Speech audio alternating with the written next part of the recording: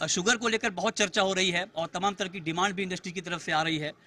इस पर हमारे साथ बहुत खास मेहमान जुड़ रहे हैं और हमारे साथ इस वक्त जुड़ रहे हैं संजीव चोपड़ा साहब, जो कि फूड सेक्रेटरी हैं। सर, बहुत बहुत स्वागत है आपका जी बिजनेस पर।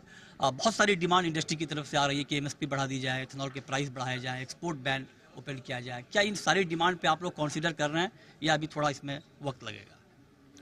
एमएसपी के ऊपर तो बात चल रही है कुछ महीनों से, और मुझे उम्मीद है कि आने वाले कुछ दिनों में या कुछ हफ्तों में इस पर एक हम निर्णय लेने की कोशिश करेंगे। दूसरा मुद्दा आपने उठाया एथनॉल प्राइसिंग का, तो वो MOPNG के साथ हमने संपर्क बनाया हुआ है और उसमें भी 2024-25 का जो शुगर ईयर शुरू होगा, एथनॉल ईयर शुरू होगा, उसमें इस पर निर्णय लिया जाएगा। ये कैबिनेट के द्वारा निर्णय लिया जाता है कि शुगर केन का जो मोलासिस रूट से जो एथनॉल प्राइसेस होते हैं उसके लिए बहुत जल्दी मुझे आशा है कि MOPNG निर्णय लेंगे।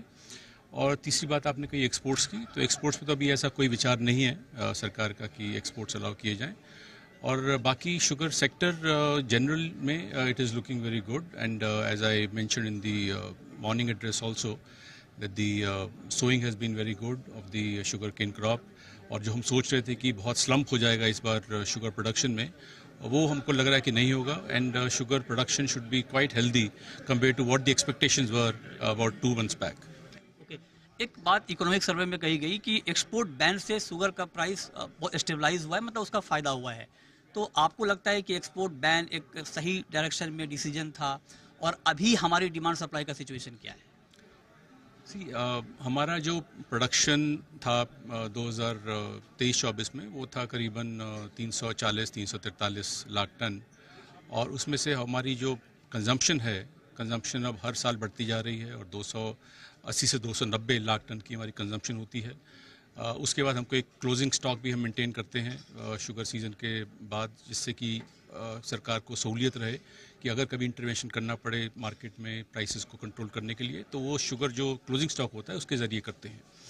दूसरी प्रायोरिटी सरकार की रहती है कंजम्पशन के बाद और प्राइसेस के बाद कि जो एथेनॉल है, हम जो ब्लेंडिंग कर रहे हैं पेट्रोल की एथेनॉल के साथ, जो कि करीबन 1.2% थी 2013-14 में, और अब बढ़कर 12% से ज़्यादा हो गई पिछले साल, और इस साल इस एथेनॉल ईयर में हम कोशिश करेंगे 15% तक पहुँचें, तो उसके लिए भी डाइवर्जन ज़रूरी है। तो इस बार लो प्रोडक्शन के चलते हमने जो हमारी जो डाइवर्जन थी वो हमने करीबन 25 लाख टन की करी है। तो ओवरऑल अगर आप देखें कि जो निर्णय सरकार ले रही है, वो ले रही है in the best interest of the stakeholders, वो कंज्यूमर्स हों, वो शुगर मिल्स हों, वो फार्मर्स हों। तो इसी के चलते जो शुगर सेक्टर है, that's I think over the past 3-4 years it has been doing very well. Industry कह रही है कि हमारे पास जो शुगर का बफर होगा, क्लोजिंग स्टॉक बहुत ज़्यादा होगा, मतलब आई थिंक करीब 95 लाख टन के आसपास का बफर स्टॉक बचेगा।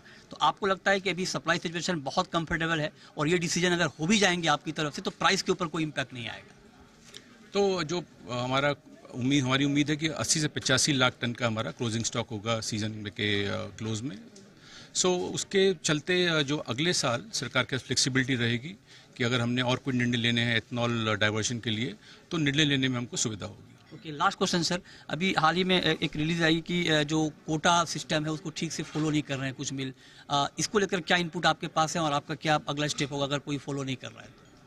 तो इसको एक्चुअली ये डिमांड इंडस्ट्री की तरफ से ही आई थी कि कई शुगर मिल्स हैं जो कि majority of the sugar mill जो सिस्टम को फॉलो करती हैं, जो कोटा दिया जाता है उसको फॉलो करती हैं, लेकिन कुछ ऐसी मिल्स भी हैं जो उसको वायलेट करती हैं। तो वायलेशन के बाद उनके ऊपर कोई एक्शन नहीं हो रहा था, and that was setting a wrong example. आप जानते हैं कि शुगर एक बहुत रेगुलेटेड सेक्टर है, और इसमें जो शुगर का कोटा हम देते हैं हर महीने, वो ये देख कर देते हैं कि हमारे पास शुगर स्टॉक अभी कितना है, रिक्वायरमेंट कितनी है कंजम्पशन की उस महीने, और हमारे जो क्लोजिंग स्टॉक रखना है उसके चलते क्या फिगर होनी चाहिए, वो हम ये सब मुद्देनज़र रखते हैं, और प्राइसेस को कंट्रोल रखना चाहिए। तो ये सब देखते हुए हम उसको डिसाइड करते हैं। तो अब हमने जो सिस्टम बनाया बड़ा वो स्ट्रीमलाइंड ऑटोमेटेड सिस्टम है, जहाँ की शुगर मिल्स अपना ऑनलाइन स्टॉक का पोजीशन देती हैं और हम उनको एलोकेशन भी देते हैं।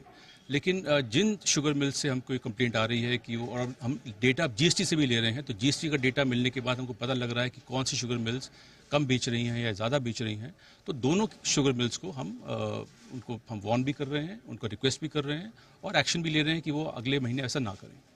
बहुत शुक्रिया सर जी बिजनेस से बातचीत करने के लिए। तो ये थे फूड सेक्रेटरी, जिन्होंने साफ तौर पर ये बात कही कि इंडिया में भी डिमांड के मुकाबले शुगर सप्लाई के हालात बहुत बेहतर हैं, लिहाजा उस मोर्चे पर कोई चिंता नहीं है। मृत्युंजय कुमार झा, जी मीडिया, मुंबई।